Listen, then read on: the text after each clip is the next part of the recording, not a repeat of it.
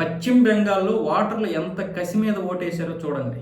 23 జిల్లాల్లో 9 జిల్లాల్లోనైతే టీఎంసీకి ఒక్క సీటు కూడా రాలేదు. ఆ 9 జిల్లాల్లో 68 స్థానాలుంటే 68 బీజేపీ క్లీన్ స్వీప్ చేసేసింది. క్లీన్ స్వీప్ చేయడానికి ప్రధాన కారణం అక్కడ ప్రజలు విసిగిపోయి ఉన్నారు. పరిపాలన బాగోలేక కాదు, అక్కడ జరుగుతున్నటువంటి అన్యాయాలు ప్రత్యక్షంగా చూస్తున్నారు. రోహింగ్యాల్ని ఆవిడ ప్రతి నియోజకవర్గంలో గెలిపించడం కోసం అక్కడ కావాలని బలవంతంగా ఫోర్స్డ్గా నింపేస్తుంది. ఎప్పుడెప్పుడు ఎన్నికలు వస్తాయా అని గత 2 సంవత్సరాలుగా ఎదురు చూశారంట అక్కడ ఉన్నటువంటి ప్రజలు. గత 2 సంవత్సరాలుగా ఎదురు చూశారు. వాళ్ళు అనుకున్న విధంగానే ఎన్నికలు వచ్చాయి, కసిగా గుద్దేశారు. మొత్తం 35 మంది మంత్రులు, 22 మంది మంత్రులు ఓడిపోయారు. పశ్చిమ బెంగాల్లో ఉన్నటువంటి టీఎంసీ మంత్రులు అందరూ ఓడిపోయారు. ఇప్పటికీ కూడా నాకు ఇంకా 100 స్థానాలు రావాలి, మొత్తం 181 స్థానాలు నాకు రావాలి, నేను గెలవాలి అని మమత చెప్తోంది.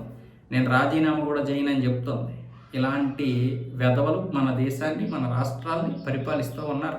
అయితే ప్రజలు కసి మీద ఓటేశారు. అందరికీ కూడా బీజేపీ ఖచ్చితంగా న్యాయం అయితే చేస్తుంది.